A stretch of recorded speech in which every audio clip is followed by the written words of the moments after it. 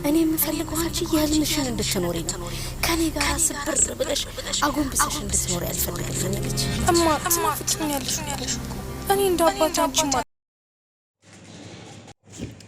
ሔዋን ለሮዛ እየፈረመች እላት እያለ አሁን ከደቂቃዎች በኋላ ቤቱ ባንቺ ስም ይሆንልሻል፣ ሮዛ ተረጋጊ ስትል ትነግራታለች።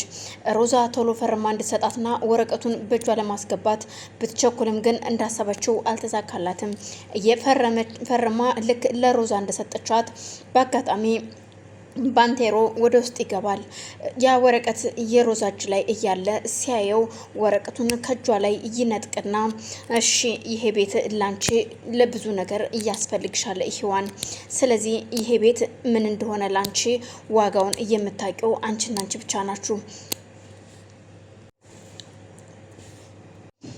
እናም ስለዚህ አንድ የምነግርሽና እንድታቂ የምፈልገው ነገር ቢኖር ይህ ወረቀት ለሮዛ እንደማይገባት ነው። ሮዛ ትናንትናም ቤት የላትም፣ ዛሬም አይኖራትም፣ ነገም ልክ እንደዛው ማለት ነው። ስለዚህ ይልና የሮዛ እጅ ላይ ወረቀቱን ቀምቶ ከፊት ለፊቷ ይቀደዋል። ሮዛም ሆነች ሔዋን ሁለቱም በድንጋጤ ምንም እጃቸውን ዘርግተው ቢማጸኑትም እሱ ግን በፍጹም ላንቺ ስለማይገባሽ በማለት በጭቅጭቅ አድርጎ እዛው ጠረጴዛ ላይ ይበትነዋል። እሱን ሲበትነው ሮዛ ምንም ነገር መናገር አልቻለችም ከዝምታ ውጪ። ድንጋጤው ግራ አጋብቷታል። ሔዋንም እርግጥ ደንግጣለች። ስለዚህ ይህ ቤት ለሮዛ አይገባትም። ሮዛ ብዙ ስብስብ ነገሮችን እያደረግሽ እንደሆነ አውቃለሁ። አንቺ የምትፈልጊው ጥቅምና ጥቅምን ብቻ ስለሆነ ነው።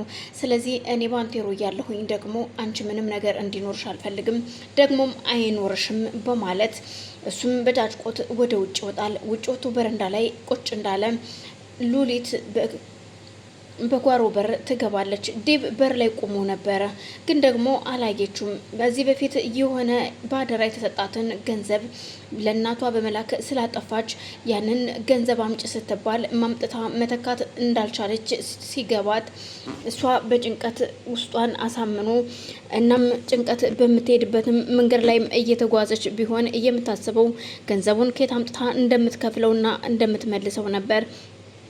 እናም ሉሊት ብሎ ሲጠራት ዴብም አቤት ወንድሜ ስትለው ቆይ ምንድነው? ምን ሆነሽ ነው? ሰላም ሳትይኝ ዝም ብለሽ ጥለሽኝ የምትሄጂው? እዚህ ቁጭ ብዬ አላየሽኝም? አላየሁህም ወንድሜ፣ በሀሳብ ውስጥ ስለነበርኩኝ እውነት አላየሁህም። ምን ማለት እንዳለብኝ አላቅም እኮ። ምንድነው የሆንሽው? እየተፈጠረ ችግር ካለ ልትነግሪኝ ትችያለሽ ወይ? እባክሽ ችግርሽን ንገሪኝ፣ ወንድምሽ አይደለሁ እንዴ ቢላትም አውቃለሁ አዎ ወንድሜ ነህ፣ ግን ደግሞ ምንም ማድረግ አልችልም፣ ያው ትንሽ ሀሳብ ውስጥ ስለነበርኩኝ ነው። እናም አሁን ወደ ውስጥ መግባት እችላለሁ ወንድሜ ስትለው እሺ ግቢ ምንም ችግር የለውም ይላታል። እናቷ መኝታ ቤት ስለነበረች ወደ ውስጥ ገብታ እናቷ መኝታ ቤት ቁጭ ባለችበት ጭኗ ላይ ሄዳ እንደ ልጅነቷ ትተኛባታለች። ልጄ አበባዬ ምን ሆነሽብኝ ነው ስትላት እማ ባለፈ ጊዜ የተበደርኩት የሆነ ባደራ ያስቀመጥኩት ገንዘብ ነበር፣ እናም ቸገረኝ ስትኝ ላንቺ ልኬልሽ ነበረ። እናም አሁን ያንን እዳ የምከፍልበት ነገር ግራ አጋባኝ። አንዳንድ ስራዎችን ስለምሰራ እሱን እየሰራው ከፍላለሁ ብዬ ነበረ፣ ግን ደግሞ አሁን እነሱ ሊሄዱ ነው። እኔም ሳልሰራ እዳውንም ገንዘቡን ወደ አንቺ ስሰጥሽ ያንን ነገር ሰርቼ እመልሳለሁ ብዬ አስቤ ነበረ፣ ግን አሁን የምሰራቸው ስራዎች ሁሉ ሰዎቹ ወደ ሀገራቸው ሊመለሱ ነው ምንም ነገር ሳልሰራ። እናም ገንዘቡን እንዴት እንደምመልሰው እያሰብኩኝ ግራ ተጋብቼልሻለሁ እማዬ በማለት ለእናቷ ስትነግራት ልጄ በቃ አታስቢ፣ አትጨነቂ፣ ምንም ችግር የለውም እንዳያሳስብሽ። እርግጥ ባይሆን ጥሩ ነበር፣ ግን ደግሞ ሆኗል አንድ ጊዜ በማለት ልጃቸውን አጽናንተው አይዞሽ ይሏታል። ብዙ ነገር ቢሏትም ግን ያው እሷ ከጭንቀቷ አልወጣችም። ባንቴሮ በአጋጣሚ ስልክ ይደወለለትና በጓሮ በኩል ነው ስልክ እያወራ ያለ። የተደወለለት ስልክ ግን ስለ ሽማግሌው ማለትም ስለ ሉሊት ባል የሚያወራው ነገር ሰው ያወራዋል። አልገባኝም ምንድነው ሲል ይውልህ እንደዚህ ጋር አቶ መሰለ ሆስፒታል ገብቷል፣ ኮማ ውስጥ ነው ያለው፣ በሞትና በሽረት መካከል እንደሆነ ለሱ መርዶ ይነገረዋል። ማለት አልገባኝም ሲል አዎ የስ ዛው የሚያሰራው ሰራተኛው ነው፣ ደሞዝ አልከፈልከኝም ክፈለኝ ደሞዜን ሲለው ተረጋጋ፣ ቀስ ብዬ ነው መከፍልክ በማለት ለሰራተኛው ሲመልስለት፣ ሰራተኛውም ደግሞ እኔ እያንተ ተቀጣሪ ሁኜ ያለ ደሞዝ ማገልገል አልፈልግም በማለት ጥይት አርከፈከፈበት ይለዋል። እናም ስልኩን ዘግቶ በሳቅ እየተፍለቀለቀ ያለ ዴብ ያየዋል። አልገባኝም፣ በጣም ደስ ያለ ትመስላለህ፣ እንዴት ነው ባንቴሩ ሲለው፣ አዎ ዴቭ በጣም ደስ ብሎኛል፣ ግን እናንተን ያስደስታችሁ አያስደስታችሁ ባላቅም እኔ ትንሿ ነገርም ታስደስተኛለች። አቶ መሰለ ኮማ ውስጥ ነው ያለው እና እሱን ስሰማ ነው ደስ ያለኝ ይለዋል። ምን በማለት ዴብ ይደነግጣል። ምን ደነገጥክ ዴብ ሲለው፣ አይ ምንም ያው ሰው አይደለ ሰው እንደዚህ ሆነ ሲባል መደንገጣችን አይቀርም እንደ ሰው ስናስብ ማለት ነው። እንዴት እንደዚህ ሊሆን ቻለ?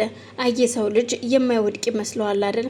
ምናልባት ከደቂቃዎች በኋላ አሊያም ደግሞ ከቀኖች በኋላ እንደሚሞት ነው እየነገረኝ ያለው። የመታውን በጥይት የጥይት ናዳ ያርከፈከፈበት ሰራተኛው ነው ደሞዝ ስላልከፈለው ሲል ለዴብ ይነግረዋል። የሚገርም ነው፣ ግን አንድ ነገር አለ፣ በጣም ነው የሚያሳዝነው። ቢሆንም ግን እንግዲህ እስኪ ለኔ ግን የደስታ ምንጭ ሆኗል በማለት ባንቴሮም ወደ በረንዳው ጋር ሄዶ ቁጭ በማለት ስልኩን ላይ እያየ የህዋንን ፎቶ፣ ህዋን እውነት አንቺ ለኔ ነበርሽ የምትገቢው፣ ግን ደግሞ እዚህ ጋር ዴብ አለ በማለት ህዋን ልጅ እንዳላት ማናቸውም አያውቁም። ልጁ የዴብ እንደሆነ አሁን ላይ በአንዳንድ ነገሮች እያወራች እያለ በመሀል ጣልቃ ስገባ ዴብም ሲናገራት እየደነገጠች መሄዷን ጀምራለች። ምክንያቱም ያንቺ አሁን የምትሰሪው ወንጀል ጥሩ አይደለም